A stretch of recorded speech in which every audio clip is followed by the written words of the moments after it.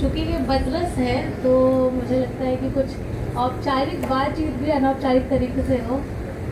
तो मैं जो है बिस्मिल्लाह सर की जो कहानियाँ हैं वो मैं पढ़ रही थी, और पढ़ते हुए मुझे क्योंकि मैंने बीए के दिनों में झीनी झीनी बीनी चदरिया पढ़ा, तो मुझे कई बार पढ़ते हुए लगता है कि ऐसा कि सर जो है मूलतः उपन्यासकार ही है ऐसा मेरा मानना है। खैर, मैं कहानियों पे आती हूँ। तो मैं अपनी अगर बात करूँ तो जब मैं कहानियाँ पढ़ना शुरू करती हूँ या मैं किसी भी कहानी संग्रह से, किसी भी लेखक के कहानी संग्रह से जब गुजरती हूँ, तो मैं पढ़ना और कहानी चुनने की शुरुआत मैं वहाँ से करती हूँ कि कहानियों के शीर्षक जो हैं वो कैसे हैं। तो जो सबसे मुझे इंटरेस्टिंग शीर्षक लगते हैं, जो मुझे पढ़ के ऐसा कुछ मज़ा आ जाए, तो मैं सबसे पहले उन कहानियों को पढ़ती हूँ। सीरीज़ में मैंने कभी कोई कहानियाँ नहीं पढ़ी, तो जब मैं अब्दुल बिस्मिल्लाह जी की कहानियाँ पढ़ रही थी तो मुझे कुछ कहानियों के शीर्षक बड़े अच्छे लगे, बड़े इंटरेस्टिंग लगे। तो मैंने क्योंकि शीर्षकों से ही उन कहानियों का चुनाव किया है, तो ये हो सकता है कि और कहानियाँ हो जो उससे और भी ज़्यादा बेहतर हो, लेकिन ये मेरा चुनाव करने का तरीका है, तो मैं उस तरीके पे बात करती हूँ।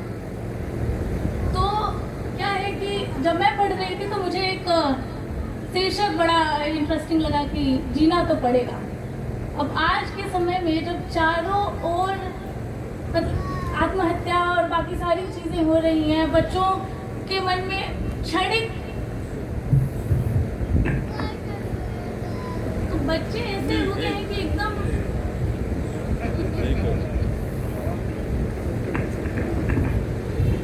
ऐसा कभी कभी लगता है कि सब हर सांस की कीमत चुका रहे हैं लोग, हर जगह कभी आत्महत्या, कभी कुछ, कहीं कुछ। मैंने वो कहानी पढ़नी शुरू की और पढ़ते हुए मैं समझी कि ये पिछड़े भारतीय गांव का परिदृश्य है। पहले दूसरे पैराग्राफ में ही मुझे समझ में आया कि पिछड़े हुए गांव का परिदृश्य है, और मुझे लगता है कि कहानी का जो देश काल है, जो वातावरण है, वो शायद उस समय का है जब देश मतलब सरकार और स्वतंत्रता से मोह भंग होना शुरू हो गया था लोगों का। वहाँ एक व्यक्ति पहुँचता है, उसका नाम पता कुछ शुरुआत में किसी को नहीं मालूम है, और वो एक कॉपी और एक पेंसिल लेके पहुँचता है और सबसे हस्ताक्षर करने की बात करता है कि इसका हस्ताक्षर कर लीजिए। लेकिन लोग जो है उसके चेहरे पे ही दरवाज़ा बंद कर देते हैं या उससे बात करने से घबराते हैं। उस समय या आज के भी सरकार ऐसी ही है शायद कि कब क्या हो जाए, किस पन्ने पर दस्तखत ले लिए जाए, क्या पता हमें। तो ये तभी वही समय था। लेकिन वो व्यक्ति है और प्यास से एकदम गर्मी का भीषण गर्मी है और प्यास से परेशान है, और वो कॉपी और वो पेंसिल छिपा लेता है और एक दरवाजे पर जाके कहता है कि मुझे थोड़ा पानी मिलेगा।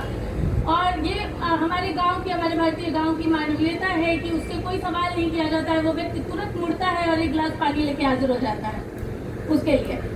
अब वहाँ जब वो पानी लेकर आता है उसके लिए, और एक प्यास का जो इतना सुंदर बिंब है जो मुझे बार बार मतलब 2-3 दिनों तक याद आता रहा कि वो उसके हाथ इतने सख्त थे, ये बिल्कुल वैसी लाइन है कि उसके हाथ इतने सख्त थे कि चंद बूंदे ही पानी की जमीन पर पड़ी।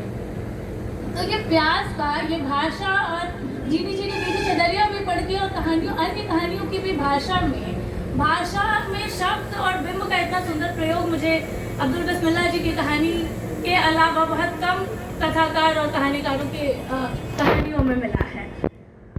दूसरा, और आगे इस कहानी में अगर मैं सिर्फ इसी कहानी की बात करूँ, थोड़ी सी और 2 मिनट इस कहानी पर अगर मैं बात करूँ, तो समाज ऐसा है कहानी का कि क्योंकि वहाँ लोगों को पता है कि वो 5 समय के नमाजी हैं और कुछ नहीं जानते हैं लोग उनके बारे में। वो अपनी बात बताते हैं कि मेरी नौकरी चली गई है और मैं ऐसा हस्ताक्षर ले लूँगा 1000, उसके बाद मैं प्रधानमंत्री के पास जाऊँगा और जो है लोग तब मुझे मेरी नौकरी वापस मिल जाएगी। लेकिन समाज इसके अलावा उस व्यक्ति के बारे में कुछ नहीं जानता है, और फिर भी उसको रहने के लिए अपना घर और बहुत सारी चीज़ें देता है।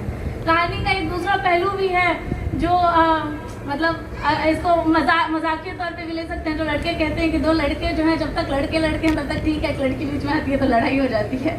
तो कुछ वैसा ही रहा उसमें कि अंत में उनकी पत्नी आती हैं और जो हमारे पात्र हैं वो कुछ सुन लेते हैं और फिर वापस चले जाते हैं। लेकिन मुझे कहानी का जो अंत है वो ऐसा, मैं ये इसलिए कह रही हूँ, मैंने पहले कहा कि सर जो है मूलतः उपन्यासकार हैं, ये मैं इसलिए कह रही हूँ कि उसका जो अंत हुआ वो बड़ा मतलब ऐसा सडन हुआ कि जैसे आरोह ठीक चल रहा है और अचानक एक अवरोह आ जाए और कहानी खत्म हो जाए। थोड़ी सी मुझे लगता है कि या तो मुझे समझने में गलती हुई या मुझे लगता है कि उस कहानी में थोड़ी सी और जो है विस्तार की मतलब अपेक्षा मुझे है। आगे मैं फिर पढ़ रही थी तो फिर मैं वापस शीर्षक पे आती हूँ कि मुझे शीर्षक बड़ा इंटरेस्टिंग लगा, तो मुझे एक शीर्षक बड़ा मज़ेदार लगा, टिन्नू का टेलीफोन।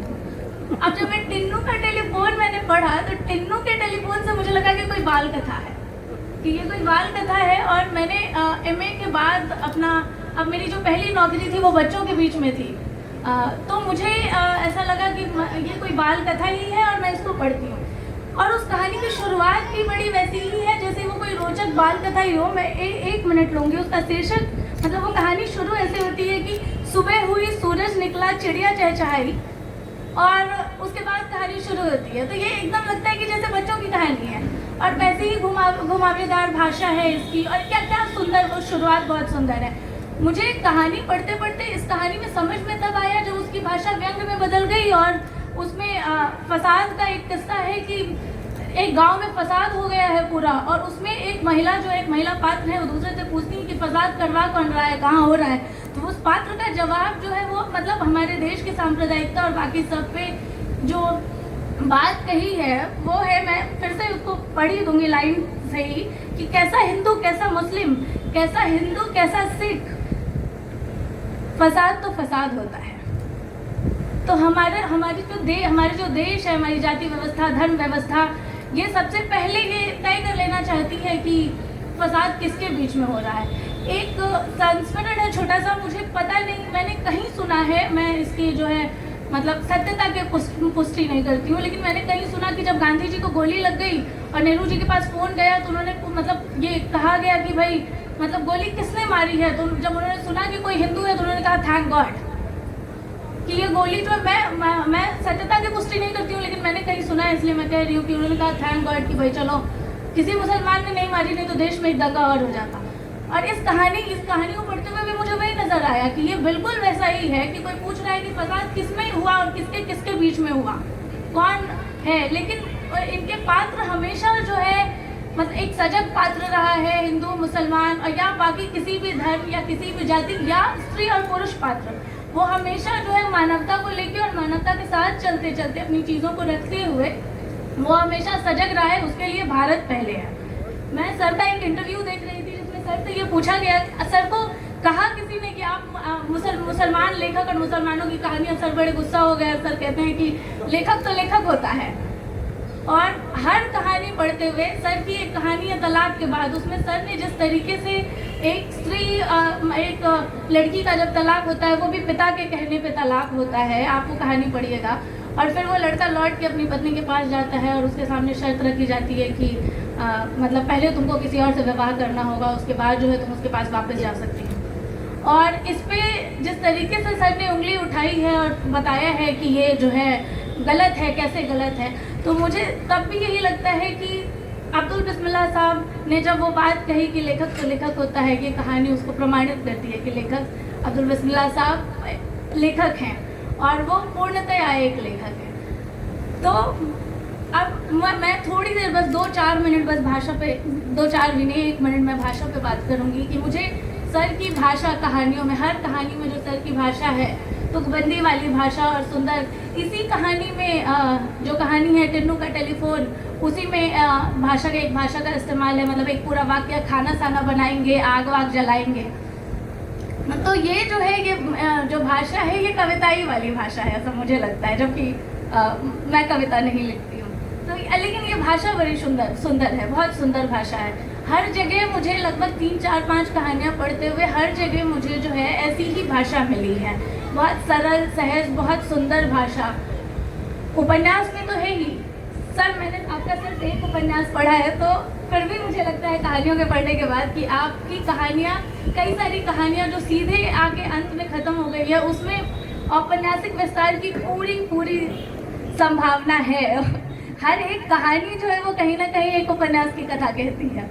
तो मुझे बस इतना ही कहना था। बहुत बहुत शुक्रिया आप सभी।